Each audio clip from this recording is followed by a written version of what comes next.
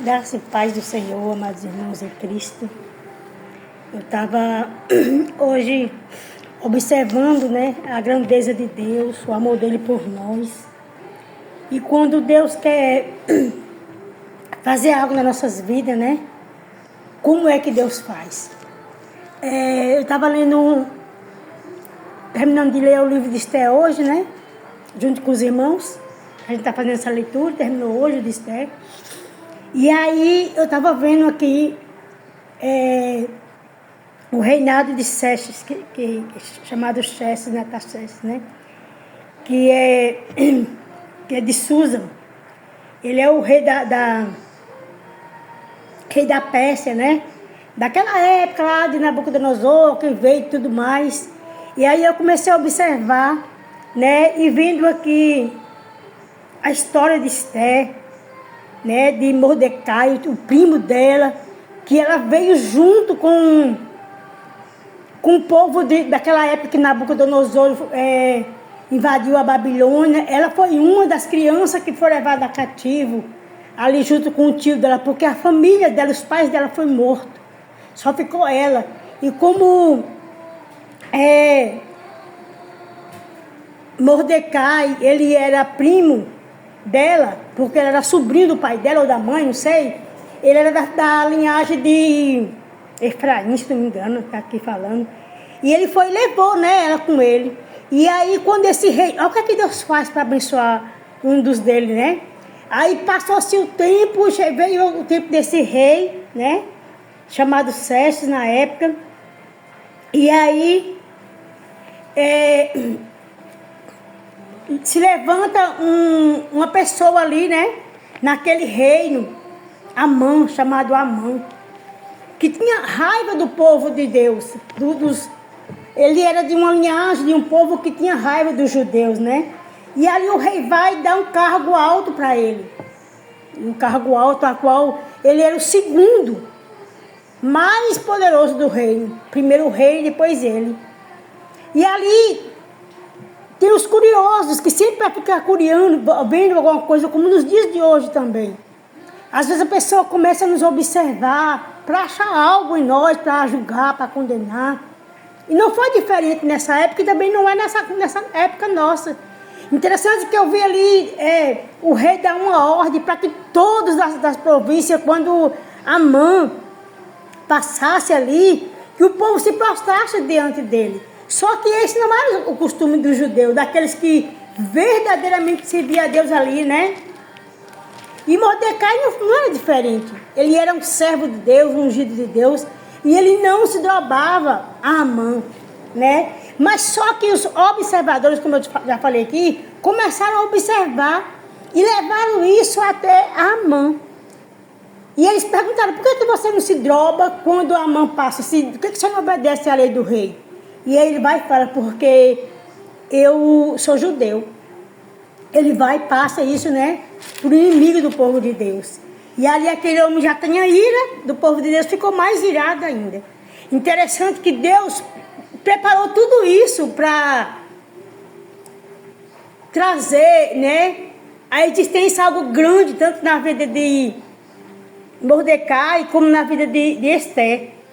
E do povo judeu, do povo dele. Porque Deus, meus amados irmãos, Ele sabe como trabalha a nossa vida, Muitas vezes nós nos entristecemos com algo que acontece conosco, mas o nosso Deus, Ele sabe como trabalha. O nosso Deus sabe como Ele faz, Muitas vezes nós nos entristecemos. Eu estou aqui andando porque eu estou aqui que a gente vai fazer um ensaio. E eu já quero deixar minhas coisas prontas. Então, meus amados irmãos, Deus, Ele é fiel. E aqui eu vejo nessa história aqui acontecer isso. Aí esse homem já está virado quando ele soube que havia um homem ali que não se dobrava, que não se curvava diante dele. E que esse homem era um judeu, ele se levantou de tal forma contra esse judeu, o servo de Deus, E ali ele vai e prepara algo para fazer contra o povo judeu. E aí ele diz que o rei, como o rei tinha dado o anel para ele, ele vai e fala, com um rei que na província, em todas as províncias do rei, tinha um povo que adorava outro Deus e não fazia os costumes dele, que ele estava preparando tudo para matar esse povo. E o rei concordou. Você está com ela na mão, faz o que você quiser. E ele ainda ofereceu, né, a quantia para o rei, se o rei desse esse decreto. Ele fez um decreto que não podia revogar. Amados, os nossos inimigos, a pessoa que tem inveja da gente, que tem ódio da gente, muitas vezes a gente fala, meu Deus, o que é que eu tenho para as pessoas terem inveja, né? Não é diferente. Sabe o que eu e você tem? A mesma coisa que aquele povo judeu tinha. Deus. Deus na nossa vida. Nosso Deus, o Espírito de Deus. Jesus Cristo, é esse que nós temos. E aquele povo nem conhecia, nem queria conhecer. Não é diferente também nos dias de hoje. E ali esse homem vai, faz esse decreto, né? Faz ali como um jogo, né? E faz esse decreto e faz um lance para ver qual dia que o povo ia morrer. E foi decretado que no dia 3 daquela época lá, esse povo, todo o povo judeu seria morto. Onde tivesse um judeu, um do povo dele, ia ali se levantar e matar aquele povo. E o povo começaram a chorar, a se desesperar, né? Nessa época, Esther já estava casada com o rei.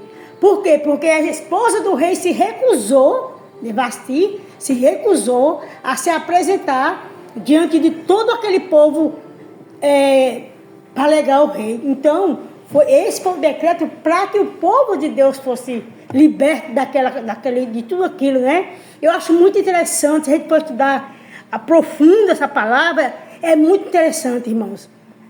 E ali, como diz a palavra, Vasti foi isolada do meio do povo, ninguém mais viu Vasti, ninguém mais veio falar sobre ela na Bíblia. E Esther se tornou, né, a rainha. E ali o judeu começa a gritar e chorar muito. E o tio de Esther, ele pega e rasga as vestes, que era em sinal de tristeza, né? Veste pano grosseiros, como eles dizem. E Mordecai vai lá para frente do palácio. Só que naquela época, até nos dias de hoje, com certeza, não se poderia entrar com roupas, vestes daquela forma, e principalmente com o rosto cheio de cinza, né? Então ali, Deus faz assim, ó, algo tremendo na vida daquele povo, né? E para encurtar, para não ficar uma história tão grande, para que nós íamos crer no nosso Deus, tudo que aquele homem fez para matar o povo, para destruir o povo de Deus, ele mesmo, né?